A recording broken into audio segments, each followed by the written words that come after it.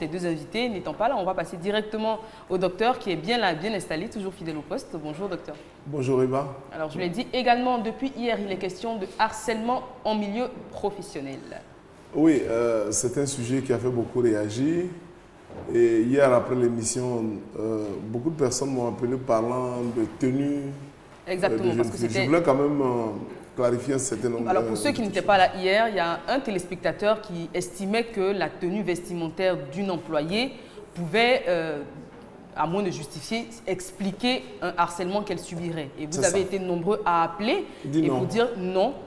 Enfin, il y a des téléspectateurs qui étaient d'accord avec lui. Oui, il y en a beaucoup la plus. minorité. Il y en a beaucoup plus qui étaient d'avis que la tenue vestimentaire d'une employée n'avait rien à voir avec le fait qu'elle soit harcelée ou non au travail. Alors, après quelques relectures et quelques réflexions, je me suis rendu compte aussi que la tenue peut servir à l'employé femme de harceler le patron. D'accord. C'est-à-dire, on a dit hier, il y a la notion de nuisance. C'est-à-dire, là qu'on pose pour nuire. Donc, on peut chercher à séduire le patron et puis il tombe dans notre piège, on va avec lui pour, disons, le discréditer dans l'entreprise. Il peut arriver que ce soit par exemple une jeune fille qui a un copain dans l'entreprise, connu dans l'entreprise, même en dehors de l'entreprise. Donc elle va chercher, voulant nuire au patron, chercher à sortir avec le patron. Donc sa tenue peut se justifier dans ce sens. Mais ça n'explique pas que le patron profite de ça. Voilà, c'est à lui de faire preuve de responsabilité et de, à la limite de rappeler la personne à l'ordre si c'est gênant, bien évidemment pour lui. Voilà, c'est juste la précision par rapport au problème de tenue sur lequel il y a eu tellement de réactions hier. D'accord. Alors hier, on a fait l'état des lieux, on s'est rendu compte que c'était une réalité dans toutes les entreprises. On pouvait faire face à des cas de harcèlement. Et on a défini aussi le harcèlement. Oui, la constante, c'est qu'il y avait forcément une intention de nuire. Et on en était aux différents cas de figure. On a parlé également des causes. On a parlé des causes, on a parlé notamment de jalousie, on a parlé d'esprit. Bonjour Miss Kono. Bonjour Miss Amani, bonjour docteur. On a parlé notamment d'esprit de compétition. La méchanceté. La méchanceté surtout. Voilà, c'est ça, l'envie, c'est ça. Donc à titre de rappel, c'est principalement ça. On envie l'autre, on est jaloux, on n'est pas content parce que l'autre réussit. On est aussi égoïste, on ne pense qu'à nous. Parce que hier, on a sorti la notion du fait que vous pouvez être deux personnes dans une entreprise, vous n'avez pas les mêmes profils. C'est-à-dire que vous n'avez jamais vous croisé, c'est en deux lignes parallèles. Et puis, même malgré ça, l'autre, sa position vous énerve. Et vous cherchez à faire bouger votre ligne pour venir vers l'autre ligne. Pour essayer de nuire, c'est vraiment la pure méchanceté. J'ai conclu hier en disant partiellement que ce n'est pas loin de la sorcellerie quand on harcèle. Puisque la sorcellerie, par définition, c'est de chercher à faire du mal, à nuire à l'autre, à détruire. Et si le harcèlement va dans le sens de la nuisance, alors on n'est pas très loin d'être collègue des sorciers. Moi, j'ai tenu quand même hier à revenir, comme on parlait tout à l'heure de la tenue vestimentaire, à revenir sur les attitudes que chacun devait avoir. Parce que finalement, depuis qu'on parle de la définition, il y a une intention, mais cette intention-là, elle n'est pas palpable. Elle est vraiment intrinsèque à chaque personne. Donc, comme on ne sait pas si l'autre veut nous nuire et qu'on n'arrive pas réellement à définir le comportement qu'il a avec nous, c'est à nous de prendre des dispositions vis-à-vis de l'autre afin de ne pas tomber dans un piège au cas où il nous entend un. Et là, tout à l'heure, vous avez parlé de la jeune fille qui pourrait éventuellement essayer de séduire son patron. Quand on est léger dans l'exercice de ses fonctions professionnellement, on n'a pas la bonne attitude de rigueur vis-à-vis des subordonnés et vis-à-vis soi-même de notre action, de notre travail, il est évident que toujours on va se retrouver dans ces cas-là de jeunes filles ou de personnes, de jeunes garçons charmants qui vont passer ci et là pour nous pousser à quelque chose. Et il est très important dans le cadre du travail d'avoir une tenue. Le cadre du travail requiert une certaine manière de marcher. Il faut s'en tenir à ça. Les entreprises maintenant ont des valeurs qu'elles prônent. Ce n'est pas seulement vis-à-vis du client. C'est aussi vis-à-vis de la tenue même de l'entreprise. Donc, quand on rentre dans une entreprise et que les valeurs prônées, c'est l'honnêteté, c'est la rigueur, c'est la discipline, il est clair que le patron, l'employeur, il attend que les personnes qui y sont marchent comme ça. On ne sait pas les esprits qui animent ou qui agitent Alors, je vais vous prendre au mot, hein, quand vous parlez de cet employé-là, par exemple, qui essaierait de séduire son patron. Forcément, si vous êtes dans l'entreprise, que vous avez la réputation de sortir avec les employés, et qu'il y en a un autre qui est réputé pour sa rigueur, pour son bon sens moral, si elle décide de choisir de séduire quelqu'un, forcément, c'est vers la personne le plus léger. Qui sera, voilà, exactement, c'est vers le plus léger qu'elle va se tourner. Tout à fait. Parce qu'elle sait très bien que ça marchera pour ça marchera pas avec l'autre. Parce que, et ça, j'essaie d'en parler un peu hier en conclusion, de dire, c'est de la manière dont, bon, l'ivoirien, excusez-moi d'être un peu trivial, dit, c'est de la manière dont tu te vends quand tu achètes. Donc, dans une entreprise, par ma manière de marcher, par ma manière d'être, par le fait que je sois bien sûr impliquée dans l'entreprise, donc on plaisante ensemble et tout, on vit une certaine vie sociale très conviviale ensemble, mais tout cela dans le respect en fait dans le respect de cette cohésion-là. Donc, avec beaucoup de respect l'un envers l'autre, sans forcément tomber dans la gabégie, sans forcément tomber... J'ai eu envie d'utiliser ce mot. Penser à Capitaine Bobo. J'ai eu envie d'utiliser ce mot. Donc, sans forcément tomber dans cette trivialité, mais en se respectant beaucoup et en respectant aussi les valeurs de l'entreprise. Parce que quand on ne capte pas l'esprit d'une entreprise, on se retrouve en fait à faire tout et n'importe quoi. Et après, malheureusement, ça nous claque tous les deux, autant l'employeur que l'employé. Parce que quand moi je cherche du travail et que je me trouve dans une entreprise, que ce soit un piège ou pas à mon employeur, mais finalement, quand on nous attrape tous les deux, on est tous les deux, oui, parce qu'on va nous attraper. On est tous les deux fautifs. on est tous les deux fautifs. Et après, on va nous attraper. On va nous attraper tous les deux. Et après, ça nous crée tous les deux des problèmes. Encore que le patron, lui encore, il peut avoir juste une demande d'explication, il peut avoir un blâme. Mais moi qui suis stagiaire ou qui suis juste en CDD en train de me débrouiller, qui suis encore au début de ma carrière, je peux me trouver à la porte. Et surtout, n'oublions pas pour toutes les jeunes filles et les jeunes hommes qui commencent dans les entreprises maintenant que pour 1 an ou 2 ans dans une entreprise, nous pouvons avoir une réputation mais qui n'est pas bonne du tout. Parce que forcément, votre nouvel employeur éventuellement va se renseigner. Et tous les employeurs en Côte d'Ivoire se connaissent. Donc, ils vont appeler, ils vont vouloir se renseigner sur telle ou telle personne. Quand on va demander après Miss Conan, on dit qu'elle a déjà fait 2 ou 3 entreprises en 3 ans et elle a vraiment fait tomber plusieurs têtes. Elle a gâté là-bas. Donc, c'est pas bon. Il faut faire vraiment attention dans notre manière de marcher. Le patron, lui, peut vouloir être trivial, cool avec vous, mais c'est à vous. C'est moi qui suis au début de ma carrière. C'est moi qui veux bâtir quelque chose par rapport à ma vie. C'est moi qui établis les règles sur lesquelles je vais marcher. Alors, on parlait des différents cas de figure. Hein. On a parlé du manque de communication, par exemple. Quand on ne vous communique aucune information, forcément, vous avez du mal à effectuer votre tâche. Tout à fait. On a parlé aussi de l'isolement, où toute l'entreprise, on a l'impression qu'on est tenu à l'écart. Vous rentrez dans un bureau, du coup, tout le monde se tait. Le bouc émissaire désigné. On a parlé aussi des fausses rumeurs qu'on pouvait véhiculer. Malheureusement, il y a des chefs qui sont aussi en cette réputation de ne pas vérifier les informations et qui sont parfois en première ligne quand il s'agit de faire des fausses informations, circuler des fausses informations sur les agents. Je crois qu'un chef, pour faire preuve de responsabilité, de maturité, devait en tout temps et en toutes circonstances avoir au besoin des agents de renseignement pour être sûr d'une information qu'on lui donne. Parce que quand vous ne le faites pas et qu'après, on se rend bien compte que ce que vous avez véhiculé n'est pas vrai et juste, il est évident que vous-même, votre autorité puisse prendre un coup. Voilà. Très bien. On a M. Jérôme en ligne qui nous appelle de Hongrie. Allô? Oui, allô? Bonjour Jérôme. Oui. Merci d'être avec nous. On vous écoute. Là, il est parti. Docteur. Il est bon maintenant, peut-être, si vous me permettez, qu'on parle quand même des conséquences. Je sais pas si... Oui, on peut y aller. En fait, moi, je voulais d'abord, comment faire face quand on est harcelé? Quand on se retrouve dans un cas de harcèlement, on ne connaît pas le harceleur, on connaît la victime, qu'est-ce qu'on fait? Alors, hier, j'ai parlé de l'importance, même pas hier, mais régulièrement, je parle de l'importance des relations humaines. La première des choses, c'est qu'il faut toujours avoir quelqu'un chez qui il faut aller parler.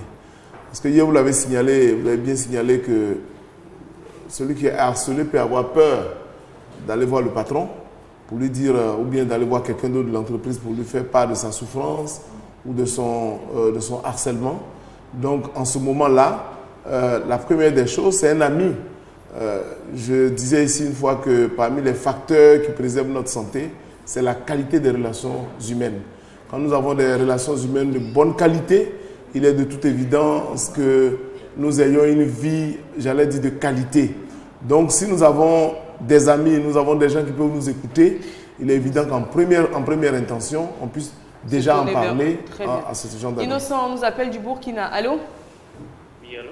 Bonjour, monsieur. Bonjour. Merci d'être avec nous. On parle de harcèlement en milieu professionnel. On vous écoute. Bon, excusez-moi de savoir d'avoir tombé dedans là. Pardon? Bon, comme ce que Mme Christelle la disait hier, à cause de ces gens d'amour qu'elle a perdu son boulot, qu'elle n'arrivait pas à bien gérer avec son patron. Oui. Effectivement, il y a quelques personnes qui sont mariées par hasard et puis bon, aussi il y a les bagues de mariage dans l'air même, ils arrivent à le faire quand même. C'est pas bien. D'accord. Donc, si l'employé voit que tout ceci arrive, bon, tu as les plusieurs manières à te retirer aussi vers là. Ou bien? Oui, oui, tout à fait, on est d'accord avec vous, monsieur. Donc, c'est une préoccupation qui est là. Bon, c'est pas bien aussi d'avoir être amoureux de quelqu'un dans une société, dans la même entreprise. Pour vous, c'est pas bien. C'est pas bien aussi.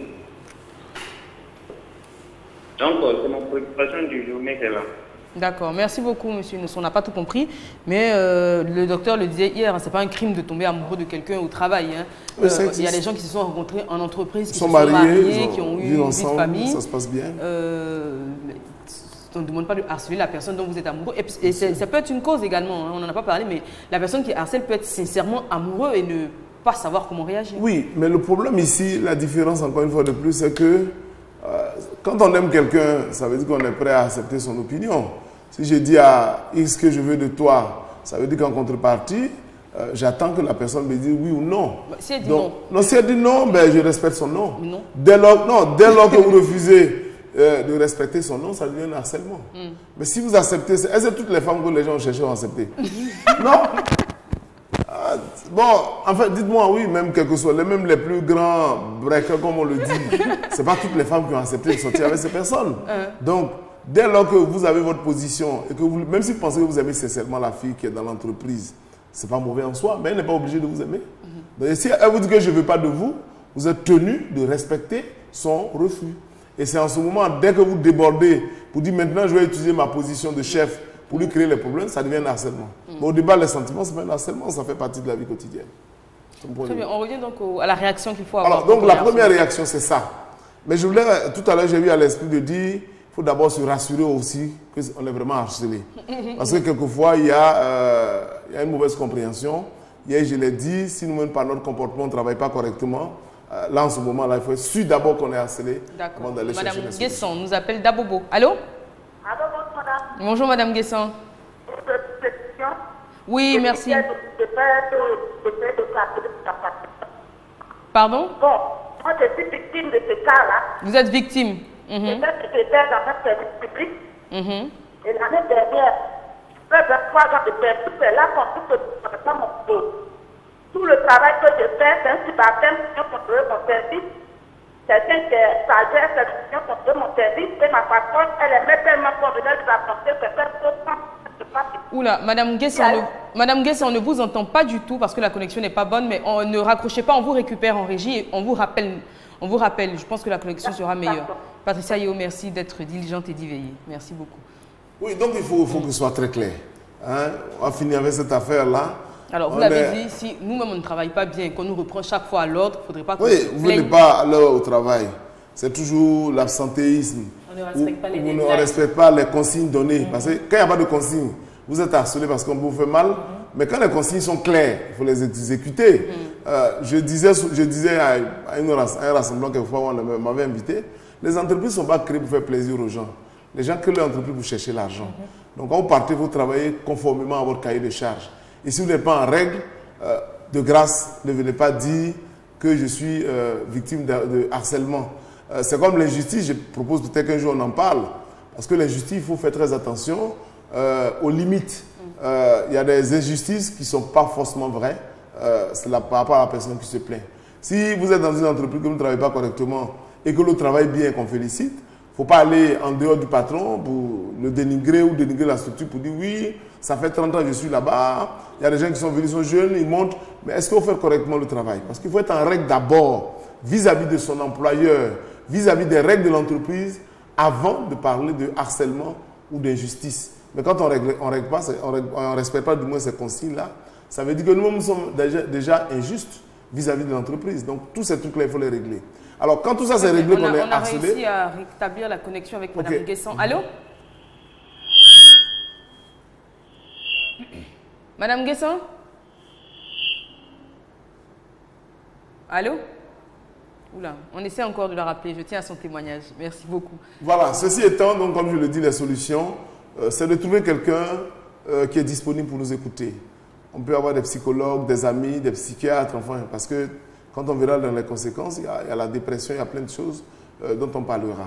Donc, c'est la première des choses, c'est de trouver une personne qui est prête à nous écouter. Parce que l'écoute peut vous amener vous-même à vous remettre en cause. Est-ce que c'est vrai que vous êtes vraiment harcelé? Si c'est un professionnel que vous allez voir. Est-ce qu'il faut en parler au sein de l'entreprise? Ah si, oui, bien sûr. Normalement, les entreprises ont des textes. D'accord. Madame Nguessan, enfin. Troisième tentative. Allô? Oui, bonjour madame. Bonjour Madame Nguessan, merci d'être de retour. Je suis secrétaire dans une administration publique. Vous êtes secrétaire dans une administration publique. Pour trésor public. J'étais la secrétaire PP. J'étais tellement harcelée que même je suis tombée malade. Parce que je suis asthmatique expert. Aujourd'hui, ça fait que je suis à la maison, ça fait 1 an, je n'ai pas de poste, je suis à la maison. Après 23 ans de service, je travaille des autorités dans ce pays. Je fais un traitement de test, ma patronne trouve que ce n'est pas le travail que je fais. C'est un subordonné qui est en dessous de moi, un commis, qui vient contrôler mon travail. C'est un stagiaire qui vient contrôler mon travail. Quand elle me demande de rédiger un courrier, quand je rédige le courrier, elle détruit le courrier et elle donne à une autre personne pour faire ce qu'on pas dans les notes des secrétaires. J'ai informé notre association des secrétaires du Trésor. J'ai informé notre syndicat. Ils n'ont pas parlé la voix. Elle m'a mis à la disposition des ressources humaines. Ils sont venus la voir, elle a laissé tomber. Quelque temps après, elle réactive sa lettre pour me mettre à la disposition des ressources humaines. Juste aujourd'hui, je suis sans force et je suis à la maison. Ça fait que mon asthme s'était simplement développé l'année dernière dans le mois de mai apparaît pour moi de faire hospitalisé. Jusqu'aujourd'hui, je suis encore assise à la maison à cause de l'ingratitude de mes collègues. Quand je m'habille, j'achète un pagne aujourd'hui, je porte le pagne à la table, à la semaine prochaine, je porte le même pagne, sinon je suis obligée de m'habiller dans les supérieurs. Tout à l'heure, elle dit, je m'habille trop vite, je suis trop grand, je ne comprends rien, je suis assise à la maison, je ne peux pas de porte qui sont mis. Donc, depuis hier, les questions ont actuellement attiré mon attention. J'essaie de vous dire que malheureusement, c'est pas ça que je vous appelle. Quand le docteur a dit que ce cas-là rend les gens malades, effectivement, j'en ai été malade, elle m'a traité de que j'allais mourir, j'étais possédée. Aujourd'hui, je suis là, je vis bien, mais je suis à la maison. Je veux reprendre mon corps. Je suis très fonctionnaire. Merci beaucoup, Madame Nguessan, et beaucoup de courage. Parce qu'à vous entendre, on sent que la situation n'est pas facile. Et on va parler d'ailleurs des conséquences, hein, parce qu'elle a parlé de cas de maladie, il y a l'estime de soi qui peut en prendre un coup. Oui, la conséquence se situe à plusieurs niveaux. Il y a d'abord au niveau de l'individu qui est harcelé. Je pense que les propos de Mme Nguessan nous clarifient, nous donnent pleinement la mesure de la souffrance de la personne. Quand vous entendez sa voix, vous comprenez pleinement qu'elle est en situation de détresse, elle est en situation certainement de déprime, et elle a besoin vraiment d'être soutenue. Vous savez aussi que parfois on est plus productif. Vous avez un chef ou bien un collaborateur qui vous harcèle, tout ce que vous faites est toujours remis en cause, et je voudrais vraiment avec elle dénoncer le fait qu'on puisse choisir des gens inférieurs dans la hiérarchie pour venir évaluer si c'est vrai. Ce n'est pas acceptable. Sinon, à quoi ça sert de faire un organigramme avec une hiérarchie? C'est la hiérarchie, celui qui est en haut qui évalue celui qui est en bas. Maintenant, si on prend celui qui est en bas pour aller évaluer celui qui est en haut, il n'y a pas plus grosse injure et c'est inacceptable. Je pense qu'on va peut-être mêler les solutions et les conséquences. Il faut dénoncer. Il faut le dénoncer. Je pense que dans la hiérarchie, il y a des niveaux de hiérarchie. On peut être directeur, mais au-dessus du directeur, il y a quelqu'un d'autre. Mais il y a beaucoup de victimes hein, qui oui, se bien taisent, sûr. Parce qu'elles ont peur de représailles, elles ont peur de renvoi éventuellement. Oui, vous savez, quelquefois, vaut mieux peut-être être, excusez-moi, c'est fort, mais être renvoyé, mais c'est difficile de trouver le boulot, que de mourir, parce que ça aussi, elle est en train de mourir. Donc, en même temps, vaut mieux dénoncer, vaut mieux s'affirmer, sans affrontement, c'est-à-dire que... Et bien souvent, quand on dénonce, on se rend compte qu'on n'est pas seul dans ce cas. Bien évidemment. Il y a beaucoup d'employés qui sont aussi harcelés, voilà, mais qui décident de ne pas parler. Oui. Une fois qu'une personne décide de prendre la parole, justement, tout le monde suit. On cherche un meneur, mais pas un meneur de perturbation de l'ordre public. Ce n'est pas de ça qu'il s'agit. Moi, j'ai connu des gens qui ont pris leur courage à deux mains, qu'on a encadré. Mais cherche à rencontrer le responsable, le patron, et parle-lui. Il ne faut pas chercher à parler en public pour humilier celui qui est ton supérieur. Parce que même s'il reconnaît qu'il te harcèle et que vous voulez l'humilier, c'est sûr que ça risque de prendre d'autres tournures. Donc on peut discrètement, et je voulais demander à tous les patrons de le faire, quand vous avez vos employés, quel que soit leur niveau de responsabilité qui demandent à vous rencontrer, je pense qu'il faut les rencontrer, les écouter, que de les rabrouiller. Je n'ai pas le temps, parce que cela peut avoir des répercussions sur l'entreprise.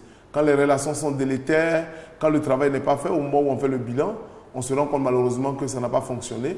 Et c'est en ce moment que le patron se rend compte qu'il y a eu des dysfonctionnements à cause des relations difficiles, conflictuelles. Donc je demande à tous les patrons de nous recevoir quand on a besoin d'eux, à tous les niveaux où on se trouve. Quand un employé insiste, parce que j'ai connu des gens qui sont allés à plusieurs reprises rencontrer un chef qui n'a pas reçu, qui a dit oui, il y a quelqu'un d'autre. Mais à partir du moment où la personne insiste, je pense qu'il faut lui donner quelques minutes de notre temps. Ça peut permettre à l'entreprise d'aller certainement de l'avant en ayant des informations assez intéressantes. Moi, je voulais revenir sur l'attitude à avoir dans ce cas, dans le cas de harcèlement. Quand vous avez posé la question à Dr Bou, ça m'a rappelé l'histoire de Joseph dans la Bible, qui, soumis à la femme de Potiphar, a eu quand même une rigueur dans ce qu'il voulait, dans la position qu'il avait dans cette maison. Et je pense que tout le monde aujourd'hui doit être appelé à cela. Quand je rentre dans une entreprise, je ne vais pas d'abord chercher un mari. Je peux en avoir un à l'intérieur. Je peux avoir quelqu'un qui va prendre soin de moi, mais je ne vais pas chercher un mari.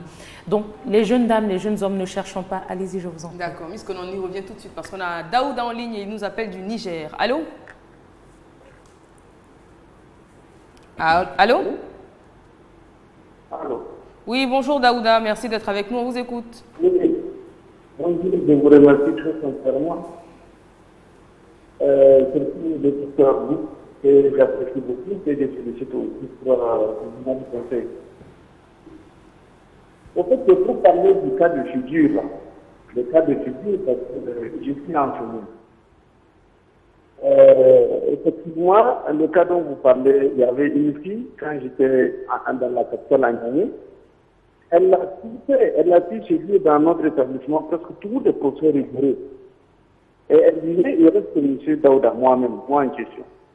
Alors, j'ai résisté, elle a passé 4 ans durant, jusqu'à ce qu'il ait quitté la capitale pour la province, ici à l'intérieur maintenant.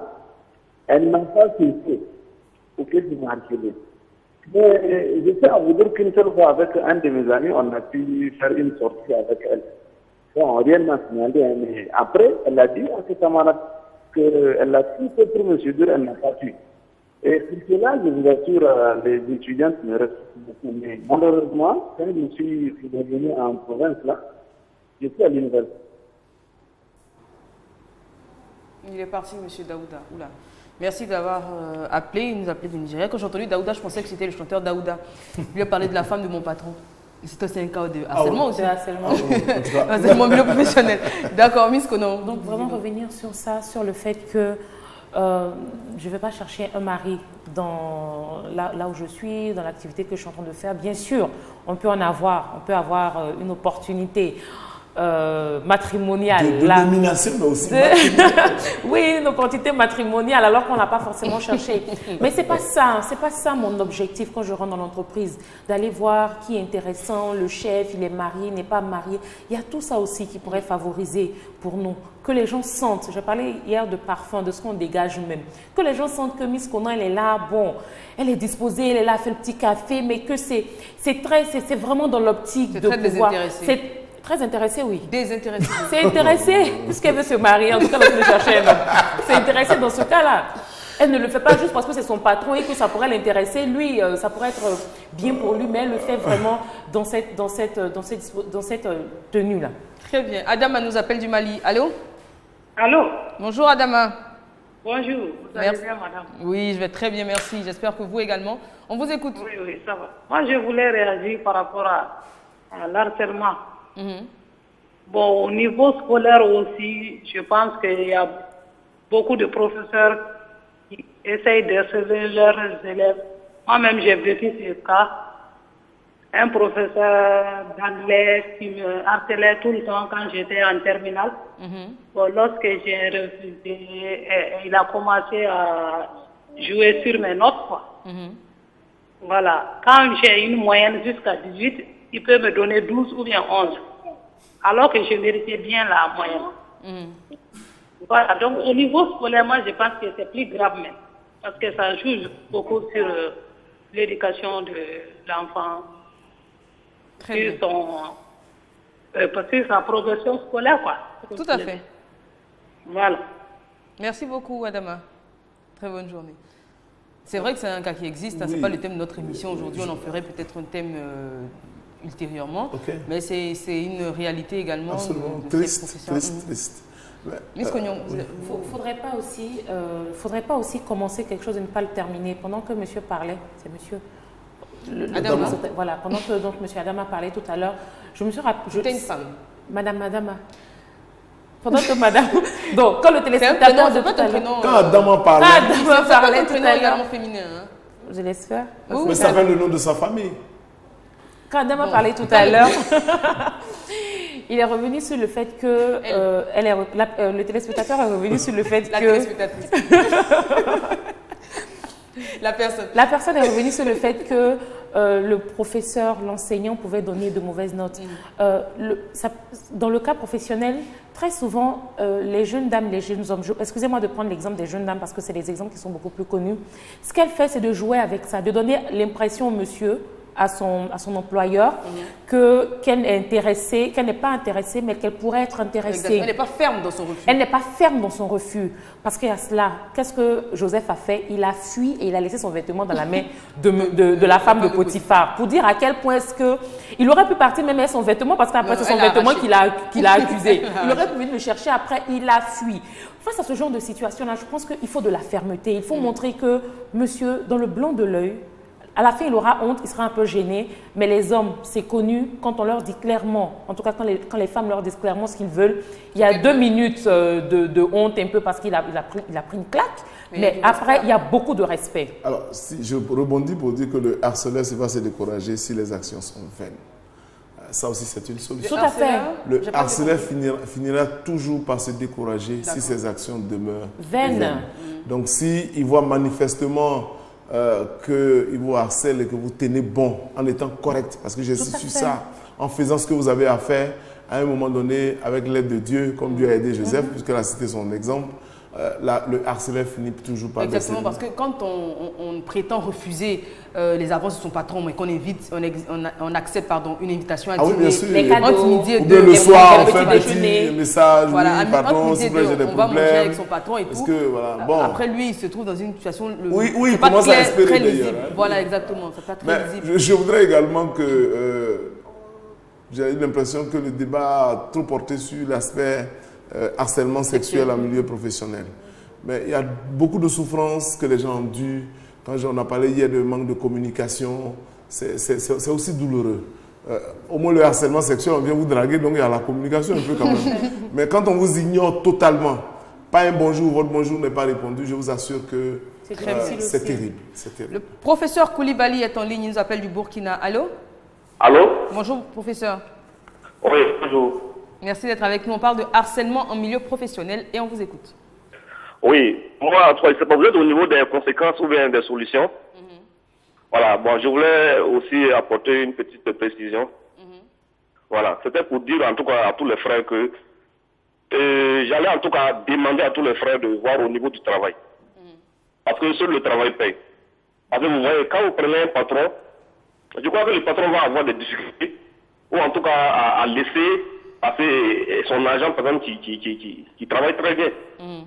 Voilà, donc au-delà de ça aussi, il faut savoir que le patron, là où il se situe, si je suis dans une entreprise, par exemple, je sais que là où je suis, c'est temporaire.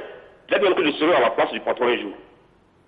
Donc j'accepte tout ce que le patron fait, tout en mettant à ma tête que je peux même être à sa place un jour. Voilà, c'est tout ce que je voulais apporter, et que sur le travail paye, c'est tout. Très bien. Merci beaucoup, professeur Koulibaly. Merci. Très bonne journée. Oui, je voudrais partager cela avec lui. On n'aura pas peut-être le temps de rentrer dans tous les détails. Que quand on est dans une entreprise, il est important de faire ce que nous avons à faire et de bien faire ce que nous avons à faire. Moi, j'ai pris un engagement, j'ai dit, partout où je vais travailler, si un jour je devais partir, qu'on devait parler de moi, peut-être on va me dire, oui, il est compliqué, il est dur, il est ceci, mais qu'on n'ait pas grand-chose à me reprocher sur le travail. Pas que le travail est toujours bien fait, parce qu'on est toujours en train d'apprendre, mais qu'on ne dise pas, oui, il triche avec le travail, il ne vient pas au travail. Non, non, ça, je ne veux pas du tout. Et quand vous sortez de là, même quelquefois, des années plus tard, on court encore derrière vous. On va dire, oui, peut-être au moment où vous étiez là, la tête ne plaisait pas. Et dans les conséquences, c'est ça. Quelqu'un qui apporte quelque chose à l'entreprise, qui travaille, qui fait que les clients viennent. Et parce qu'on n'aime pas sa tête, on le met dehors, les gens vont suivre le client, enfin la personne. Donc l'entreprise peut prendre un coup. Et donc, il est important que, selon ce que notre téléspectateur a dit, nous tous, nous puissions nous engager dans un travail irréprochable, en tout cas le peu de reproches possible dans le milieu professionnel, pour ne pas donner l'occasion de justifier. Et en ce moment-là, je pense que nous aurons le soutien total de Dieu, comme Joseph l'a eu dans la Bible. Très bien. On a une téléspectatrice qui souhaite conserver son anonymat. On l'écoute. Allô? Allô, bonjour Eva. Oui, bonjour madame. En fait, je voudrais apporter ma contribution. Oui. En fait, c'est un témoignage. En fait, j'ai été victime d'harcèlement. Oui. Voilà, je travaillais avec un monsieur pendant 1 an. Ok. Mais qui a passé tout son temps à me draguer, à me harceler. Il arrivait même des jours où il faisait semblant de m'appeler dans le bureau comme s'il allait m'envoyer quelque part. Et je le trouvais vraiment dans cet état vraiment pas très agréable. Mais tout ça pour me pousser à tomber dans son piège. Mais j'ai résisté. Pendant ces 1 an, et je suis allée en congé. Et certaines filles sont venues après moi, avec qui allaient me rappeler, mais bon, on ne m'a pas rappelé. Mais toutes les filles qui sont passées après moi, elles ont toutes cédé. Elles ont? Donc, au bout de quelques... Oui, elles ont cédé. Il y a 7 filles qui sont passées après moi. 7 filles? C'était parce qu'ils mettaient toujours de l'argent devant. Non, si tu acceptes, je te donne ça, je peux t'arranger, je peux faire ceci, je peux faire cela. En fait, c'était sa façon à lui de pouvoir avoir les filles. Mais elles ont cédé. Mais moi, je suis restée ferme sur ma décision. Je n'ai pas cédé, je n'ai pas cédé. Et toutes ces filles, laquelle sont passées après, il m'a rappelé. Il m'a demandé de revenir travailler pour lui. Et là, en ce moment, je travaille pour lui. D'accord. Et maintenant, il y a le respect. Il ne me parle plus de ça.